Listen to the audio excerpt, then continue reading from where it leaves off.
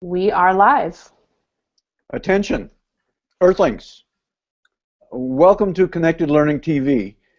This is the fourth and final webinar, actually more of a conversation, of our January 2016 series titled Maker Ed, Tinkering, Inventing, Learning. And I'm going to take my hat off because it's probably distracting the heck out of everybody.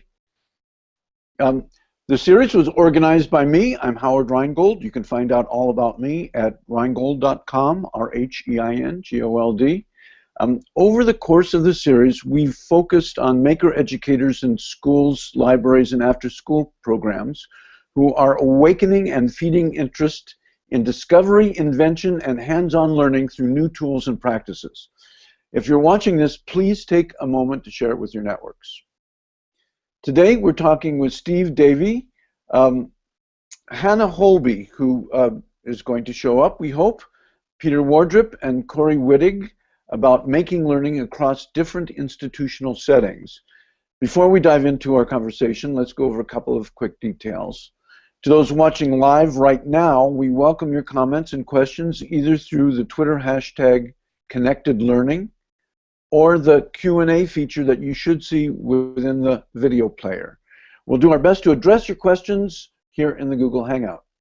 This webinar is also being co-streamed at the National Writing Project's educatorinnovator.org. So let's start out by introducing ourselves. Steve, do you want to lead off? I'd be honored to. Thank you, Howard, and thank you all for tuning in. I'm Steve Davee. I almost said my old title, formerly Director of Education, now Chief Maker Educator here at Maker Ed. We're a nonprofit in Oakland, California that serves libraries, museums, schools, and community organizations, especially in underserved areas, helping to create more opportunities for children to make things. I come to this job as a former teacher and educator and documentation specialist where I work with pre-K through 5th grade students in an environment where the environment was considered the third teacher. So it was a huge everyday aspect of how we taught. So I'm really excited about today's topic because of that. I'm also excited because I spent a year with partners and colleagues to write the Youth Makerspace playbook, which came out in the fall. This is designed to help people get started and improve their spaces in all those institutions that I named. And a couple of our partners that are actually represented in this book are represented in this webinar today, including Peter and hopefully Hannah when she shows up at the free library. So another reason I'm super excited to be here today is I've been really fortunate in my life, educational life, to volunteer and work for the past 34 years in science camps and after-school programs and daycares and things like that, in settings that include woods and the farms and backyards and schools and libraries. And so I've had a great amount of age ranges from babies and toddlers to college-age toddlers of experience, and to have seen how many different environments can really impact learning. And so I'm excited to learn from colleagues and friends here and for your questions. Thank you. All right, thank you. Peter, would you like to introduce yourself? Sure. My name is Peter Wardrip, and I'm happy to be here as well. And I'm a researcher at the Children's Museum of Pittsburgh in Pittsburgh, Pennsylvania. And I study learning in maker-based learning experiences. At the museum, we have a makerspace called MakeShop, which supports family learning through making. But we also support a lot of maker-based experiences in libraries, in other museums, in schools, and some after-school and social service organizations.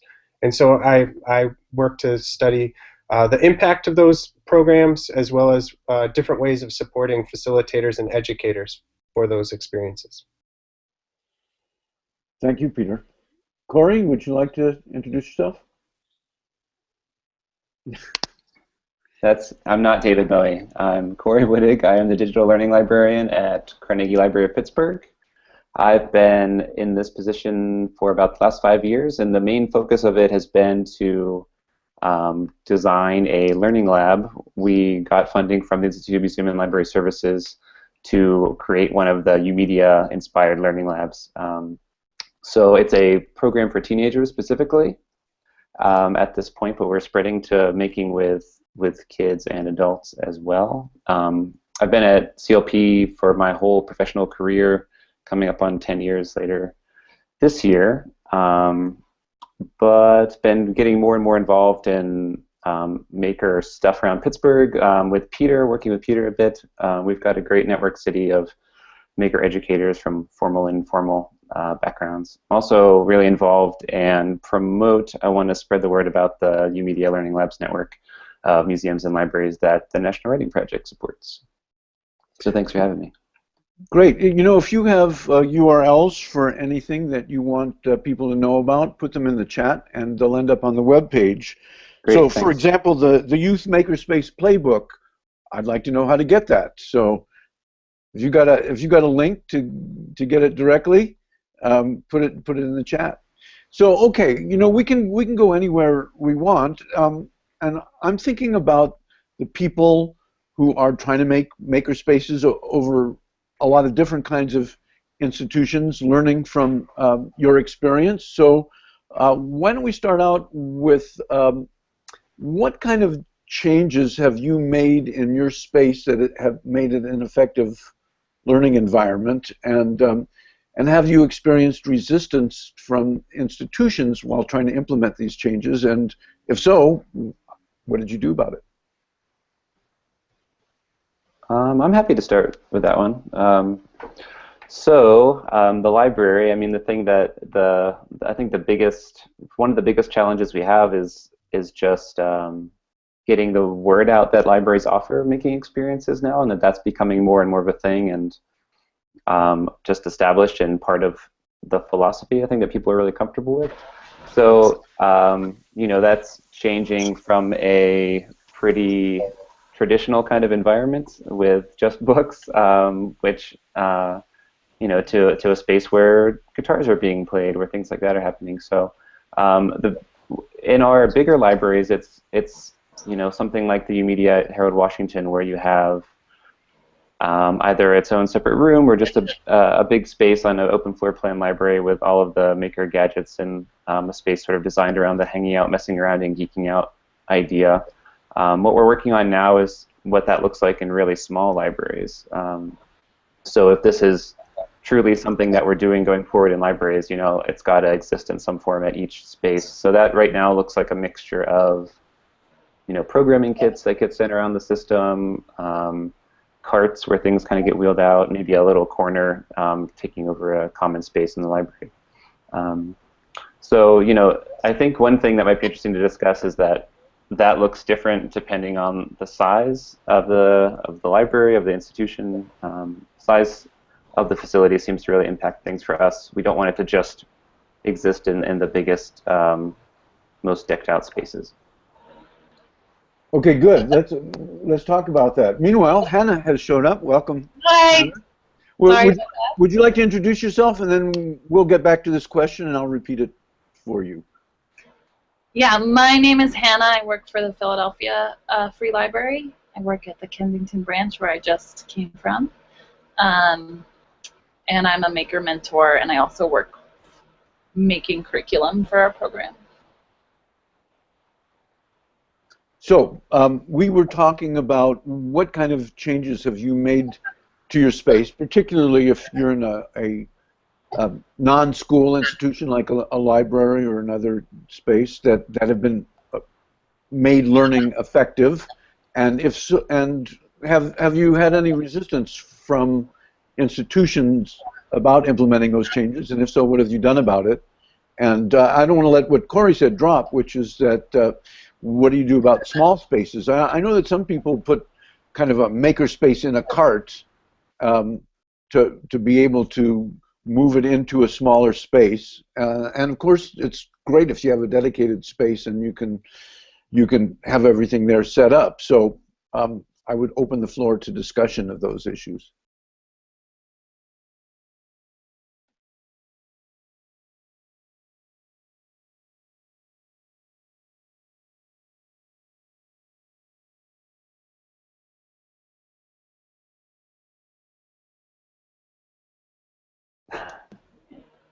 I can't hear it. Can you hear me now? Yes. Okay. I actually posed that question because I was interested to see what other people did, because our libraries are so different. in the library I work at, we have a room, and we've done a lot of things like painting chalkboard wall to make it interactive, and making a Velcro wall so that we can have a marble slide, and having like corkboard and other things about the room itself that feel like a makerspace, so you can actually interact with the room. But then other libraries have been pretty frustrated because they're in the middle of the children's section. They don't even have, they have like a shelf. So, and the mobile cart makerspace idea has come up, but feeling like it's an effective way of making has been hard. And so I'm wondering if there are things that people have done that have felt that they've worked. For us in each space, I feel like there's have to been some other kind of creative solution. The thing that I always try to stress, though, because the cart thing might work or might just feel like necessary, but I feel like having things out and visible, I always say, like, suggests the creativity that can happen there. And so if things get put away, and in libraries, if you have, like, you know, a librarian who wants things very neat and everything in its place, that can translate to, which I sympathize with, but in a way also can just, you know, it's out of sight, out of mind. And so I think whatever it is, like shelves, where like we have one of this U-line cart, which our facilities guy hates, but is like a stock picker cart actually. So it's like a steel cage that you can like see into. So even if it's closed and locked, if no one's around, like you can still see what the stuff is, and it's on casters, so you can like scoot it around. I mean, you know, kind of obvious, but that kind of thing has been the kind of solution we've tried to take. What I've seen be effective in a lot of institutions, including my old school, is having a subset of materials, and they can be very simple, like art materials, always out, always available, always inviting.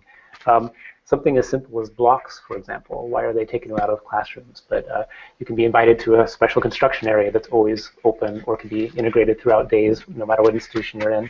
So it's what invites and what's visible that's very exciting. It's part of the message that the environment gives to its participants. Yeah, and I would just like to add, piggyback on what Steve was saying, is that by having materials sort of out, so it's inviting, it's sort of making a stand about the kind of experiences and services that, at least in a library setting, what the kind of services that they're providing. And I visited a small library in New Jersey where the makerspace was the conference room. And that just happened for 2 hours twice a week, and they had to pack up and unpack everything. But at the same time, they had in different tables throughout the library, they still had opportunities to engage with circuits or other, as the librarian told me, other quiet materials. So the noisy stuff happened in the conference room, but the not so noisy stuff happened sort of out visible. I've had experience actually overdoing it with materials. I think if you think about the creative constraints that are possible when you provide a small subset of what's available, I've gone overboard. In after-school programs, for example, bringing in multiple carts, not just one, of every material possible, which is my tendency when I provide tinkering opportunities. In some cases, that can be very overwhelming and unnecessary, and it takes a lot more time to set up and take down. Children are really, really good at making the most of the constraints that you give them and creatively pushing those constraint boundaries. So if you give a child a big stack of paper, they'll find something beautiful and new to do with it. Or one of my best math lessons ever was giving children 100 Maxbox cards because I hadn't prepared anything for that particular math day. Led to months of investigations of science and physics and that sort of thing. A constrained amount of materials can be extremely powerful. You know, in terms of constraints, when I was a kid, I went to a class that just had a big pile of newspaper about 3 feet high, and they asked us to make groups of 3 and to have I don't know, 15 minutes to make something tall with no glue, no scissors, nothing but newspaper. And it was fantastic. We had a great time, and I liked it so much that I did it with college students actually try to get them into the collaborative mood. So yeah, it's, minimalism sometimes works, or put out 3 things and ask people what they want to do with it. So we've been talking a little bit about librarians, and I would expand that to include classroom teachers. These are new roles. In what ways do you see librarians and classroom educators dealing with the role of being a maker educator? What about that transition, or what could help enhance that from your experience? Peter, do you want to take it first? Sure. Okay. Sure. Well, I mean, it reminds me of the connection between changing the environment as well, and it's about one thing. We have the luxury at our makerspace of having some fantastic full-time teaching artists, which are dedicated to facilitation, designing experiences, bringing in new materials and new processes for our visitors to sort of engage in, and it's a luxury that means that we're not only putting forth the financial resources of having those full-time staff, but setting aside professional learning time for them, sending them to conferences, sending them. In Pittsburgh, we have wonderful networking opportunities with formal and informal educators, so sending them to those experiences. It's not necessary. I mean, it's sort of like a developed role for that particular exhibit in our museum, but it's also sort of changing our perspective on how to support those educators within our space. And I think that might be the same, Cory, with your program too, isn't it? Yeah, I was actually thinking about, I saw we were both unmuting at the same time. I was thinking about something you said about your trip around to all the libraries and makerspaces and for your research about the commonality of people's request for professional development of some kind. So what I've experienced is, I feel like there are those who are attracted to our profession for a more like historical kind of sense of librarianship and what that is, and that doesn't mean it's not like tied to a love of community and like the people connection side of things, but it might still. I mean, I feel like I was drawn to the profession for like I just want to be around books, and I still do, and that's still like a huge part of it. But what I realized when I started working in the profession was like, oh, like I had one of those things when I had my first interview at the library where I kept saying about community and being embedded in like a community library and all these things, and I was like, yeah, I get that, just came out, like it's true, but I don't think I ever really thought of it that way. So for those people that are working in libraries, I think the switch to the realizing that, the philosophy of a makerspace as like access to this information, access to community, access to like learning at your own pace, to your own interest, is really core to like what we've always done. So I think when that switch happens, people are totally comfortable, but still feel that I think the best thing we could do is provide on-the-job learning opportunities and access for people to get hands-on. And the Children's Museum does great stuff with this. And I was thinking earlier, talking about the materials stuff, the Children's Innovation Project, which is also out of Pittsburgh, and is a maker educator and a elementary school teacher. Well, they both are maker educators, and developed this great curriculum that you guys are probably familiar with. But if not, I'll put a link in the chat. But there was a great short documentary about them recently that was out and is around, I think. But Melissa Butler, the teacher from Pittsburgh Allegheny, was telling me about their programming that she'll just sometimes just put out keys. And I was like, she's like, and there's not like, they don't unlock something, it's just keys. And it just has like a material, an object, like something to explore, something to like notice, and I thought that was really great. But something like that, like activities that we're engaging our staff in, that open those kind of ideas to them, it just makes everything so much easier. There's more resistance when it's just like, people that have been around the block, especially, who I think are thinking like, oh, here comes another like thing for libraries to do. And they're used to a lot of those things just kind of passing by, and they haven't really interacted with them. So I think what's starting to happen that I've seen create momentum, just engaging people in like the same type of things we want to engage the public in, like these kind of exploratory, like chill, relaxed, at their own interest, at their own speed, be curious. The things that you don't generally associate with like formal education, which I don't know is totally a fair judgment, but like people have that reaction with the library as like, oh, we don't want to make them do anything, and it's like, we're not making, we don't want to make anyone do anything, but we want to like provide this opportunity. And I've just seen a lot of momentum around that kind of philosophical shift. Libraries have been historically a safe space for everyone in the community. It's the place where things are freely available, and they serve all types of people that need them the most. And a lot of children after schools, for example, that don't have places to go, come to a library, they'll socialize. Now they're seeing more and more things offered for them that are active, and of course it gets more interested in the traditional reading and research type roles as well. I've been to libraries and seen eager teenagers lined up at the teen makerspace, ready to get in at a certain time and not wanting to leave afterwards and becoming mentors. I've seen libraries that have tool lending libraries and have that historical mission made more obvious within the space by having those tools out on the floor. So those are traditional roles as well. There's just so many things that have traditionally been done by libraries that they've transitioned towards technology to help people be on computers, get jobs, and that sort of thing. That was a big transition from traditional missions. So you're right, libraries have been asked to do a lot of new things and evolve with the times very quickly. I think anything you do to invite the interest of librarians and their key mission of serving the community, they see the maker things as in that light as well. What can be provided to the community as a new service that actually supports the traditional service of libraries as well.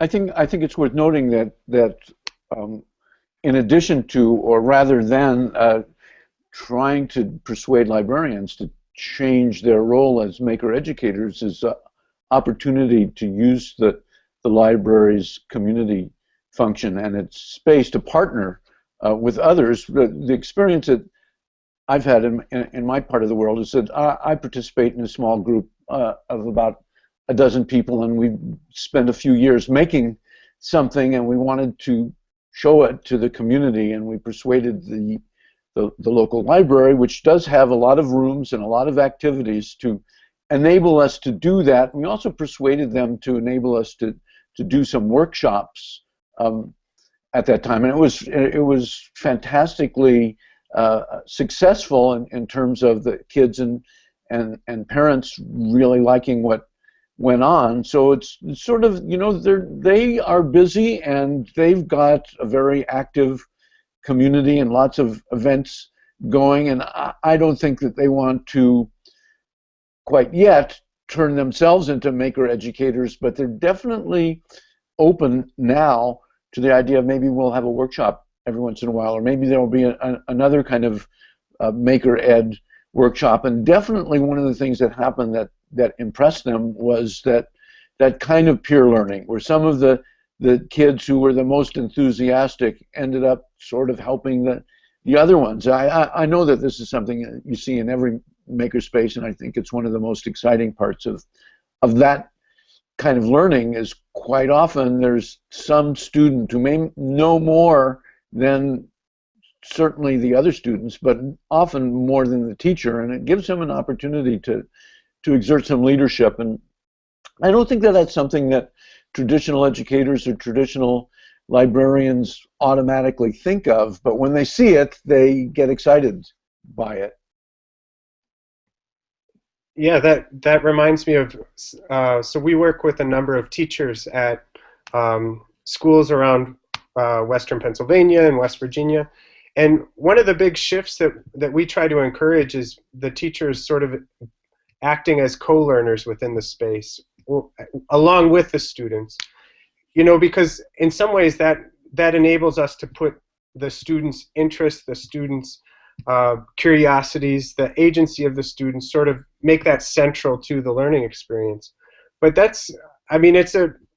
there's lots of very talented maker educators that we work with, but it's a significant shift for many teachers to be co-learners and to develop a culture and expectation within a classroom as a co-learner supporting, because that requires, I think I think we've seen that requires different lines of questioning and different ways of relying on students to step up and support not only their peers but the teacher sometimes.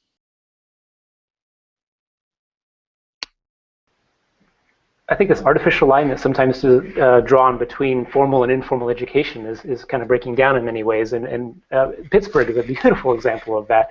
You know, the Children's Museum is part of a whole network of all organizations you can possibly imagine, from the university to schools to libraries, the Remake Learning Network. And I just want to give a little plug for the Remake Learning Playbook, and that model of sharing between institutions where they kind of pass off and share knowledge between each other, so that it's one continual educational experience opportunity designed to hit the areas of education and the community that need it the most. So there's beautiful ways of melding all these institutions together. So thank you, Peter, and for being part of that model.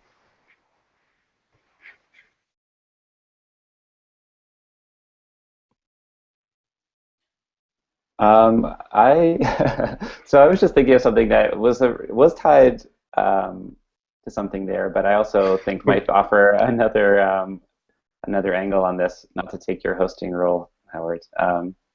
I feel like one of the things we're trying to get to now. So if you know that hanging out, messing around, geeking out idea of Mimi Ito's crew coming out of UMedia a few years back, we were talking when I saw Hannah last about, like, you know, it comes up so often in other maker educators conversations, like the getting to the sort of geeking out level idea. And to me, that means a lot of youth leadership in the space. And so we've been functioning, like, running for a little over 3 years now. And, you know, certainly there are examples of that happen naturally, but we're getting to a place where I feel like we have our, you know, our legs under us now and are able to focus on this in a more direct and intentional way. And I'm curious about other people's, like, experience of, you know, providing opportunities for leadership and you know, things, how that's happened and how have you seen that happen in makerspaces. And so I think that speaks to the agency piece and, like, where we're all really trying to get whatever age group it is, you know, getting that sense of agency really engaged. Well, that's been a theme throughout the all of the webinars that we've had this month, is this idea of agency. And, you know, I think it's pretty obvious. In traditional school, you spend a lot of time doing what the teacher asks you to do, and in makerspaces, you're usually not there unless you're engaged. You as a student are engaged in doing something that, when you're done with it, you're going to feel that you did it.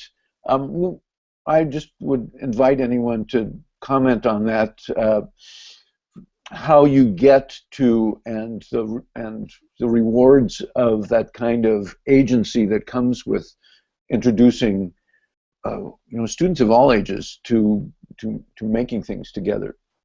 And I would say a wrinkle there, Howard, is that in the library, for instance, you know, a lot of times it is kids who are just there to be in a space where they're allowed to be. So it might not be coming in with that sense of wanting to make, you know. So part of that, getting them to the place of agency is first getting them comfortable with, like, the idea of making and trying, and, you know, so there's a really, from beginning to end on this wild spectrum of that.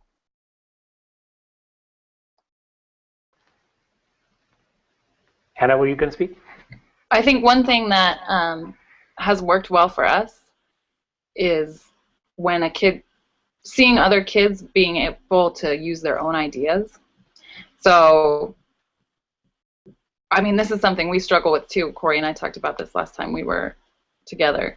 And the places it's worked the best are when an older kid has come in with an idea and other kids are around and see that they came in with an idea and that we paid attention to it and that we tried to help them get it made. And right now this is working with making movies and video. And I can't say that we're making great stuff, but some of the older kids came in with this idea to make these movies about grandmoms, and they put on gray wigs and they make fun of old people, and it's not that nice, and it's like, but they're kind of getting out this comedy routine, And a bunch of the younger kids have now started to make video on their own and have gotten interested in a little bit of how does the editing happen. And it's little tiny steps in seeing the process, but those younger kids getting to see that the older kids, we don't just work with teens, it's anybody who walks into the library, which can be a real struggle sometimes, but can be really neat in this way. Like somebody demonstrating they had this crazy idea and we didn't shut it down even though there were parts of it we were maybe uncomfortable with. But like let them get out this idea and then use that opportunity to help other kids get their ideas. So now we have a Dungeons and Dragons movie that started because that's what the younger kids are into. But I think a lot of it is about using those opportunities, making sure other students see that you're not shutting ideas down, that they can really come with an idea because it's something that's strange for them too. They're used to being told they have to do a certain thing. I guess creating that culture. I love that you bring up their ideas front and center, and I think that every classroom, every environment can be a makerspace, first of all. Every classroom can be a makerspace, and it doesn't have to deal with the materials at all. It is, first and foremost, children's ideas, interaction, mentorship opportunities. So what is it about the environment of that classroom that makes children's ideas and process visible and celebrated? If you walked into a classroom and all that you saw were questions that students have been asking, problems they've been working on to solve, or projects on the shelves in various different conditions, that sort of thing can serve every subject all throughout the day at any age whatsoever and put children front and center in that class. And then, yeah, you're going to get more experts in mentorship for children making their ideas visible to other children's, and the gifts they have to give each other more visible and drawn out and celebrated and nurtured. So I think every place a makerspace, every classroom a makerspace, you can take the things that Hannah's been talking about and make it happen anywhere. There are two really cool examples, or at least I think there are cool examples from our makerspace where we're trying to address the question of, or the challenge of getting children to feel empowered to make what they want, because when they approach our space and our teaching artists ask, what do you want to make today? It can be an overwhelming question or one that they're not completely prepared for. So one is that through a research study, we found that a lot of children coming in were really inspired by imaginary worlds that they create and play in at their homes. So, for example, there was one child who constantly has imaginary play around the beach, and he has a room in his house where he's set up, an imaginary coastline with animals and fish and seashells and things like that. And so when he came to Make Shop, he built a sort of like a fake oxygen tank out of a 2-liter and some tubes and things like that. Another child built a sword and a shield to match their imaginary world around castles. And so we've been trying to sort of connect to those aspects to encourage young children to make. And another new program that we've been doing is, we call it Maker Story Time. And so we have a regular time where one of our teaching artists will select some books to read, and the books center around characters or plots that interact with materials, processes, tools, or some sort of building process that after they read, they can sort of enter into that process sort of prematurely through the book, and then the book sort of catalyzes then engaging with that material or that tool or that building process, just sort of as a way for them to sort of vicariously experience the use of the tool or the material and then dive in themselves. I was going to say, to build on what Hannah was saying, I saw a film that her teens made recently, and I was kind of really happy. I've actually been thinking about it since I saw it, because it reminded me so much of films that come out of our library, and I think it's sometimes it feels like you have to share about projects that are only, kind of about society or something, like really important stuff, and it's incredible when like our programs get to the point where kids have the access to like speak to those things in their community. But you know, so often like what we see these great things come from are, you know, the best example for us in the last year or so as Amalia Tonsor, one of our mentors, leading a group at our East Liberty Library through this big haunted house project where they, you know, had educators from Make Shop come, and our mentor Amalia and the rest of the great teen specialists there like work with, our program is very drop-in workshop, and then we open lab, like the setup. But said, you know, if you're going to be involved in this like teen-led like haunted house, we have to like weekly meetings, like everyone's got a role.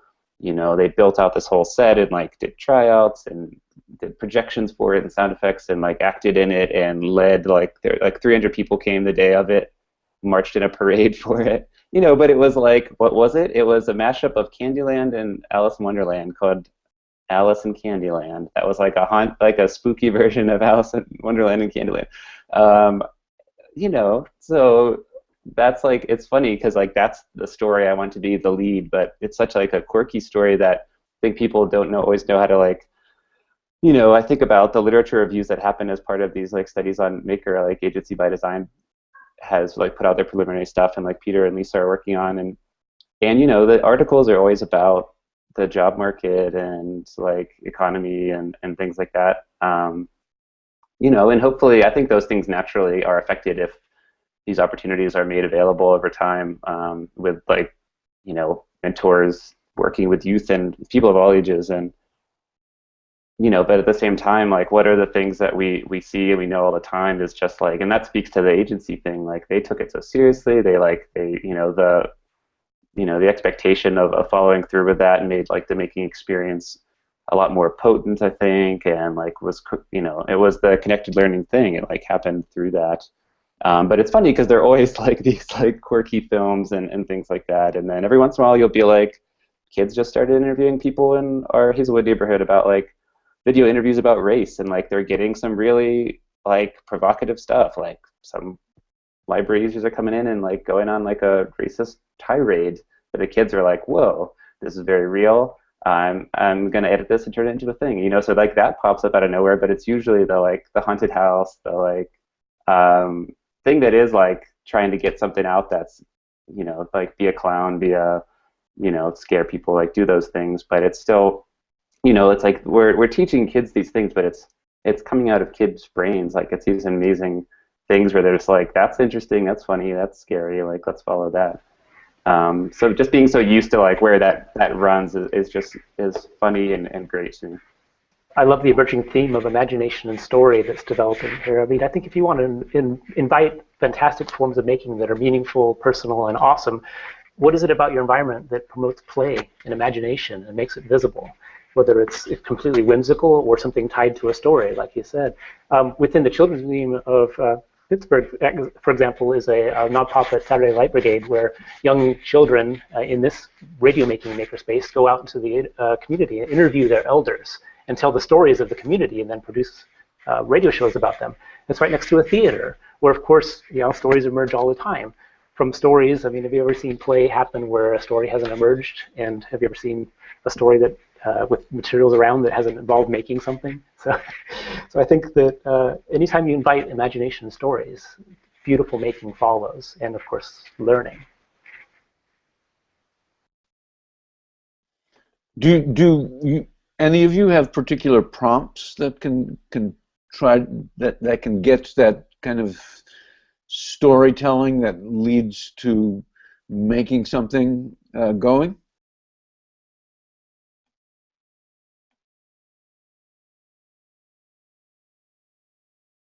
I do, but I'll defer to others. I don't want to talk too much, but the storytelling issue and literacy is a big part of my passion, so I'll get back to it. You should go. If you got it, it's gonna probably remind us of stuff to say too.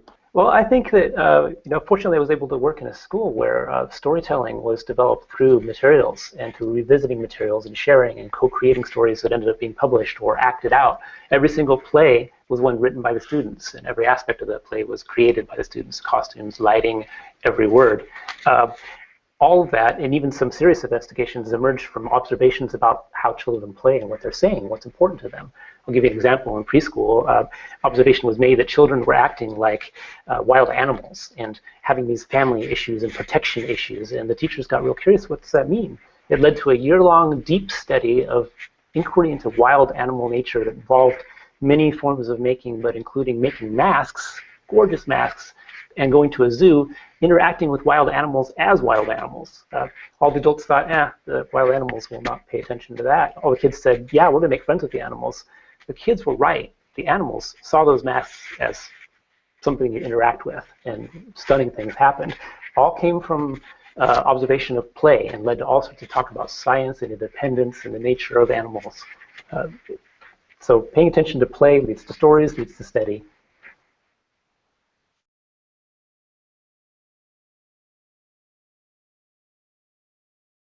I'm thinking of not a prompt per se, but something that has come out of another Pittsburgh connection is a company called Bird Brain Technologies that a roboticist, Tom Lowers, created out of Carnegie Mellon.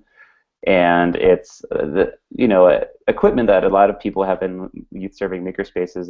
It's a robot that is used, a robotics kit that is built with arts and crafts stuff. And the best thing to do with that kit, and it always seems to be like where people head with it, is to engage, create some kind of interactive robot with storytelling, and related to storytelling. And that's how we started working with our children's librarians with that kind of stuff recently. It was like, we have the one book, one child, or one book every young child, campaign program. I think happens in April.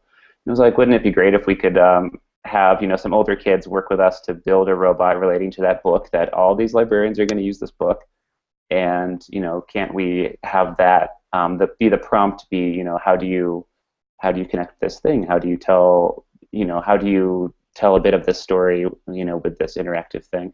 So you have kids designing something for younger kids to interact with. So I'm just thinking of that as like the connection to how storytelling continues to connect to everything we engage with.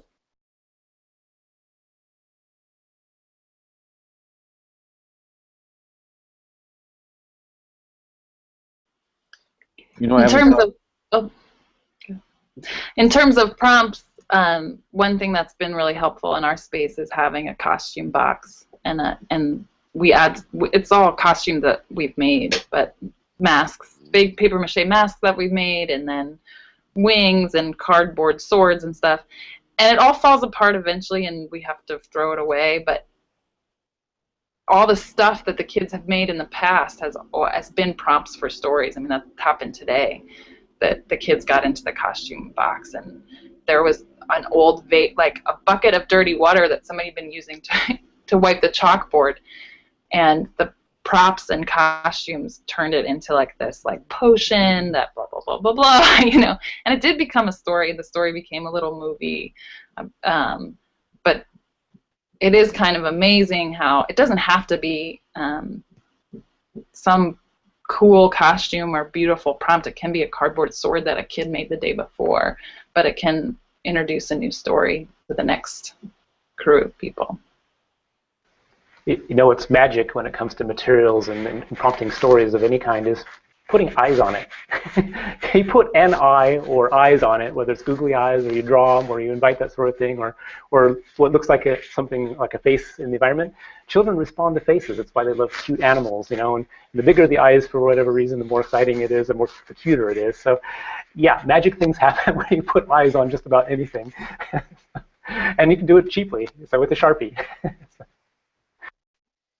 I haven't thought about this for years, and I wouldn't advocate pranking as part of this, but when I was a kid, we used to be able to buy comic books at the drugstore, and we would go and buy some comic books at the drugstore, and then we would cut them up and cut out the speech balloons and put weird interpretations. We would change the speech balloons in the comic books and then put them back. And it was kind of like reverse stealing. We would put them back in the drugstore, and I just, I like I said, I haven't thought about this in in many, many years. But when I was a kid, just getting comic books and cutting them up and pasting them, I mean, it doesn't cost very much to do that, or it didn't back then. We just had a great amount of fun with that. You know, sort of storytelling of a kind. I would give anything to see that, Howard. That sounds hilarious. I've been busting a gut here, muted.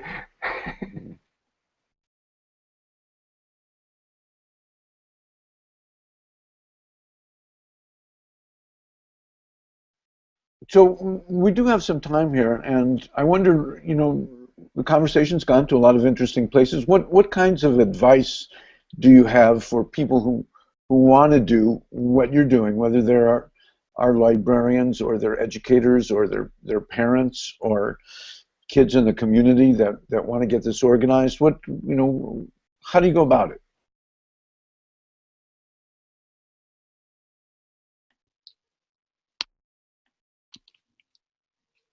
So I'll chip in a little bit, but I'm sure I'll probably agree with what Hannah, Cory, and Steve say as well. But I would say just start. Oftentimes, people we work with, their first question is what kind of 3D printer do we need to buy, or what sort of expensive equipment do we need to buy? And I think there's such value in very simple materials, as Steve has said many times. And in addition to getting started, I think also is just look around you for inspiration from the makers that are in your community, that are your colleagues, that are in your neighborhood, because there's lots of, whether it be something that's very sophisticated, like you know, the fancy garage roboticists that you see at Maker Faire, to just model hobbyists who are making certain types of airplanes or rockets. We live across the street from a park, and there's a guy who builds rockets and just shoots them off. And those sorts of people can be a great resource, both for inspiration as well as technical assistance.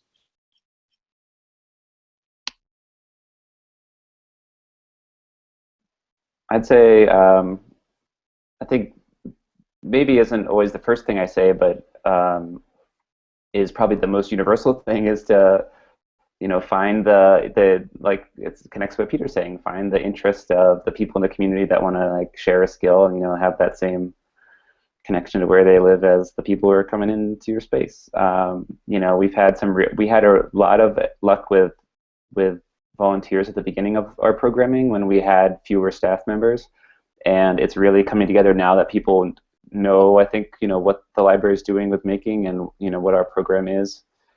You know, people coming in knowing that the library is doing music. This just happened with a guy who was just like really excited, coming in specifically because, you know, what are you guys doing with music? I want to volunteer with that. I know you have these instruments. I know kids play instruments here. And he's a DJ and a musician. So, like, you know, and it's starting to happen that way now, and that's just always going to be so important. And I think it helps, you know, it goes back to the conversation of helping staff transition, is relying a bit and leaning on and getting support from people in the community.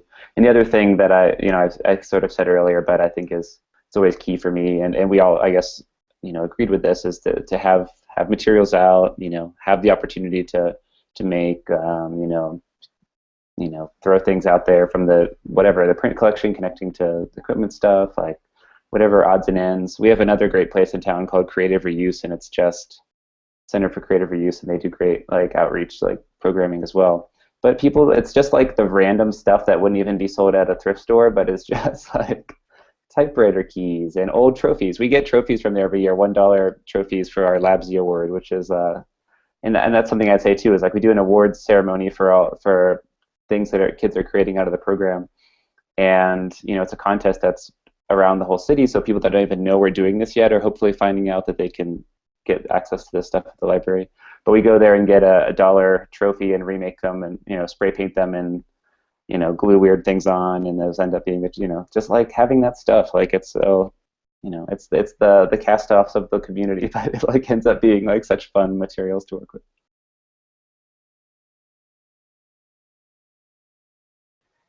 I have advice for people that feel perhaps isolated or intimidated.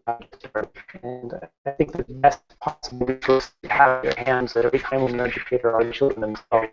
So how do you maximize that resource? How do you maximize that asset? How do you maximize children collaboration?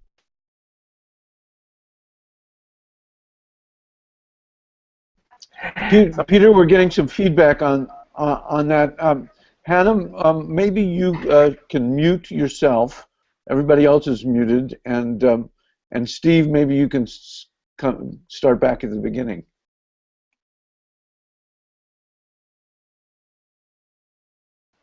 Okay, how's the feedback now? Is it better? Okay, I was just saying that if you feel isolated or frustrated in how to start, if you're an educator, see your children, see the youth as your assets, as your collaborators. And what is it about your environment and your attitude that's going to maximize that? You can come into a classroom or an environment and say, hey, there are some things I don't know. I want to know more about you and what you're interested in. How do you draw that out? How do you make the gifts that every child is born with, because every child is talented and gifted, how do you make them visible? How do you draw it out? And how do you allow them to support each other so that every child feels like they have something to bring to the others? I think if that's number one goals of your environment, you're not just building agency, you're building citizens. You're building children who will be able to say, I love this, it gives me confidence, and I love that you love that, even though I might not love that thing. I love that there's this, that people are excited about stuff. And they're more likely to give attribution for their ideas and who helped me today? Where did I get this idea from? Who did I help? So you build this culture of attribution. These are things social, emotionally, and sociology, citizen-wise, are absolutely foundational. They're one of the greatest outcomes of any makerspace. It's this idea of children seeing themselves as confident citizens that have things to offer each other. So I could go on too long about that, but children as your greatest assets would be the big takeaway there.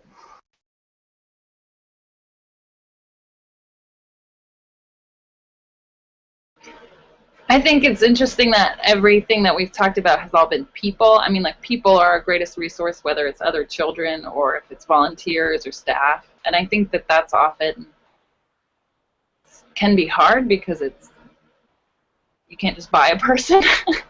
But I think that's overlooked all the time. I mean, get great people in there. Get people that want to engage with the youth, and get youth on board that want to engage with other youth. And just wanted to point that out. That's what we're all saying in the end.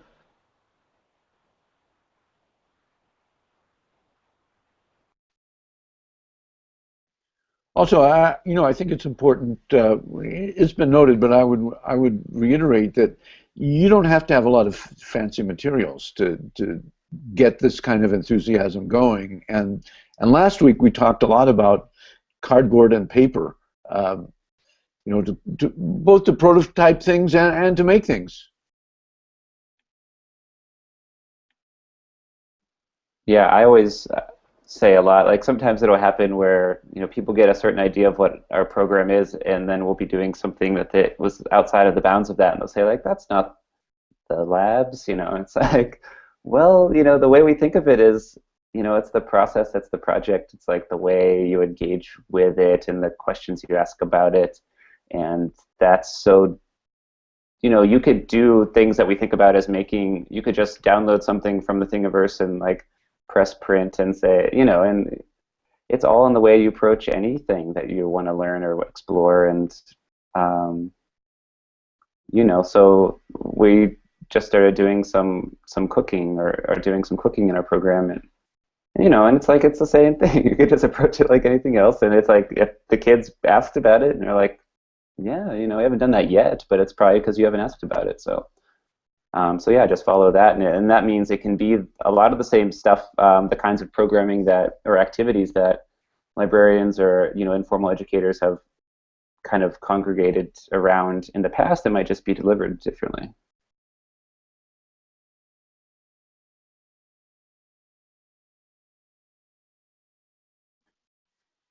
Also, just to add on to what I said before, when I was a kid, we did an awful lot with milk cartons.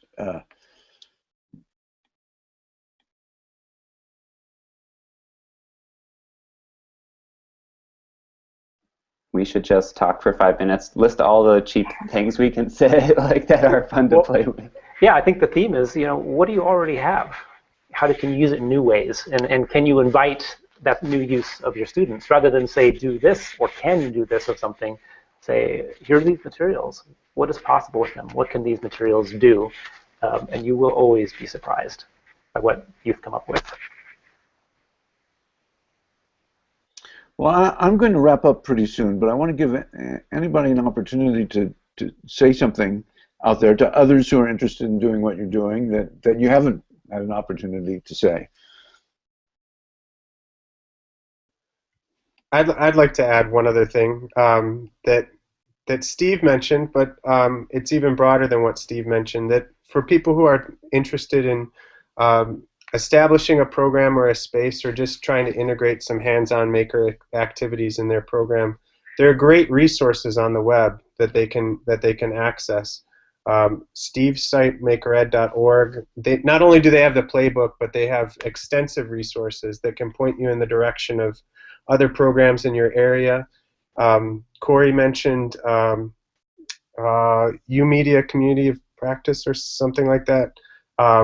But the larger point is that there are lots of great resources that you can access on the web that I think are fantastic to get somebody started and feel inspired.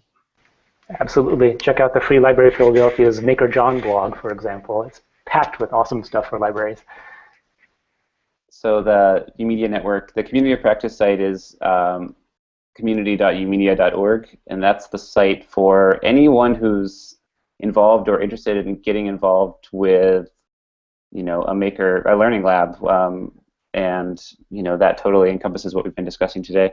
And then umedia.org is for sites wanting to get involved, like as a group, as an organization. And yeah, just the community of practice site, especially that you can just dive right into.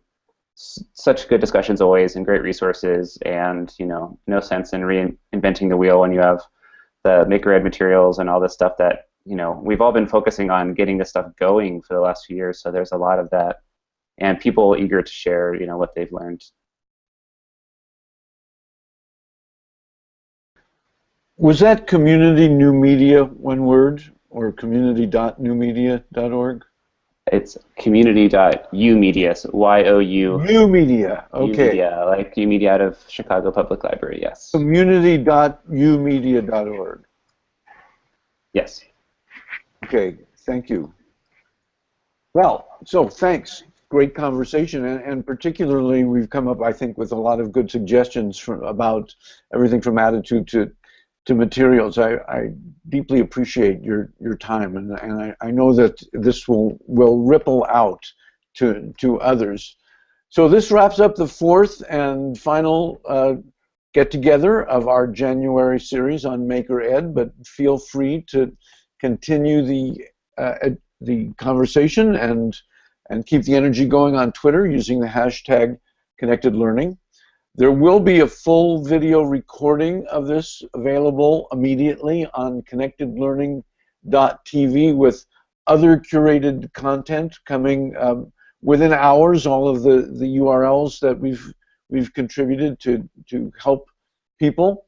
If you found this conversation useful, please share it with your networks. And if you'd like to know more about upcoming webinars from Connected Learning TV, which is now produced by the National Writing Project's Educator Innovator, please visit educatorinnovator.org and sign up for the email newsletter. So thanks again, everyone, for a fantastic conversation and for a fantastic series, and keep up the really great work that you're doing.